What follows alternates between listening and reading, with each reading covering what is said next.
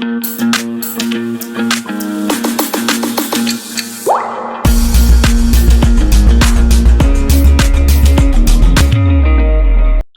of natural resources. Natural resources can be classified into the groups depending on the level of the development and use. Origin पर, stock मतलब availability पर, third is the distribution पर. अगर हम बात करते हैं level of development and use, ठीक है, मतलब वो कितना डेवलप्ड हो चुका है, तो वो एक्चुअल है, पोटेंशियल है, इसको डिफरेंस समझेंगे इनके बीच में. फिर ओरिजिन पे, ओरिजिन में कैसा है वो, ठीक है, स्टॉक मतलब कितना अवेलेबल है, ठीक है, डिस्ट्रीब्यूशन कहाँ कहाँ डिस्ट्रीब्यूटेड है, ऑल ओवर द एरिया में डिस्ट्रीब्यूटेड है या फिर वो कहीं पर्टिकुलर एरिया में ही मिलता है. वी कैन सब डिवाइड दीज कैटेगरीज, ठीक है, these categories into the following ways. Resources according to the level of development and the use. On the basis of the development and use, we can divide the natural resources on the actual and potential.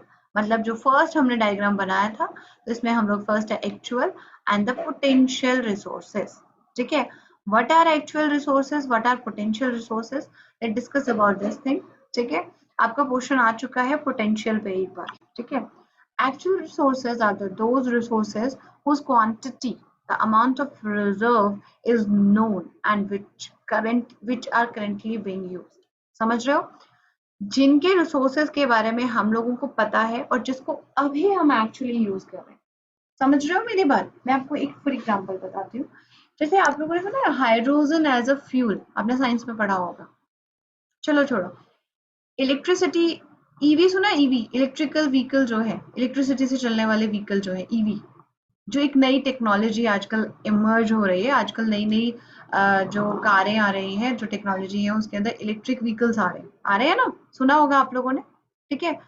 तो वो भी मतलब वो एक तरीके से emerge हो रहा है, मतलब अभी वो एक प्रोसेसिंग में है, वो पोटेंशियल रिसोर्स है, वो कल को हमारे लिए एक एज अ कम्प्लीटली रिसोर्स बनेगा, बट फिलहाल वो भी पोटेंशियल में है.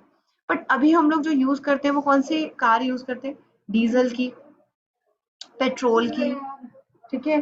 देन हमारे पास किसकी है, सीएनजी की, ठीक है.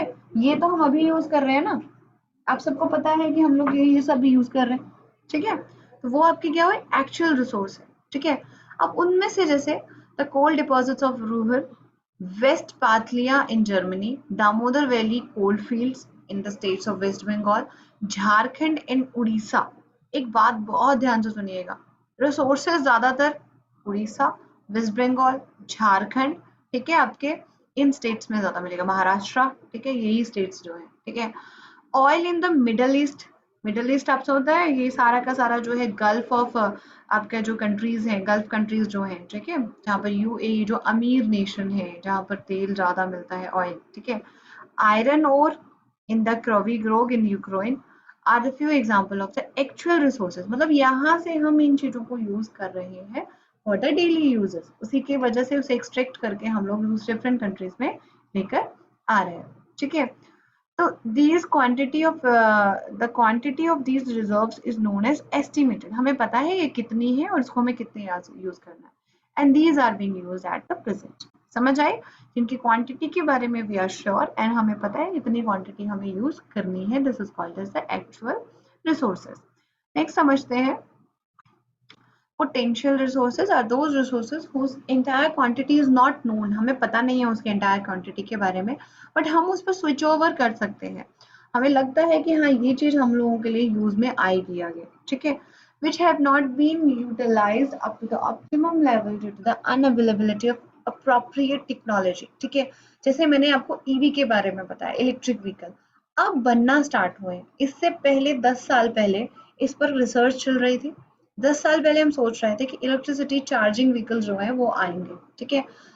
इस पर रिसर्च हुई, 10 इयर्स में इस चीज पर बनने पे तैयार हुआ, पर हमें पता था कि ऐसा होगा, तो हम लोगों के पास प्रॉपर अप्रोप्रिएट टेक्नोलॉजी नहीं है, ठीक है. अभी भी ये पोटेंशियल रिसोर्सेज में ही है, इलेक्ट्रिसिटी वाले जो व्हीकल्स वगैरह हैं, ठीक है. However these resources have potential मतलब ability to do used in the future and they could be exploited in the future. Exploited मतलब can be used for the technology advances. जैसे tidal energy in many countries. tidal energy समझते हो, ठीक है. जो Tide से through हम लोग उसे करते हैं, उसे मतलब उसको यूज़ करके हम लोग उसको इलेक्ट्रिसिटी में कन्वर्ट करते हैं। ठीक है, many countries are not able to tap energy produce by high tides in seas and ocean, but हम लोगों को लगता है due to lack of technology और the inaccessibility to the market, पर जैसे जैसे हमारे पास टेक्नोलॉजी आएगी हम लोग इस चीज़ को यूज़ कर सकेंगे। ठीक है बेटा। Similarly, high-speed winds were a potential form of energy for our country some of the 2 centuries ago. 2 centuries मतलब समझ रहे हो?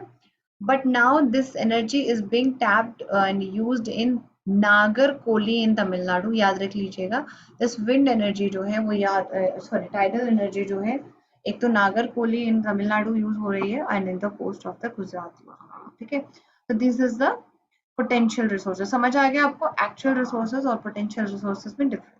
ठीक है। पूरा वीडियो देखने के लिए और लेटेस्ट एग्जाम अपडेट्स जानने के लिए डाउनलोड करें कैरियर डिफेंस स्कूल का एंड्रॉयड ऐप।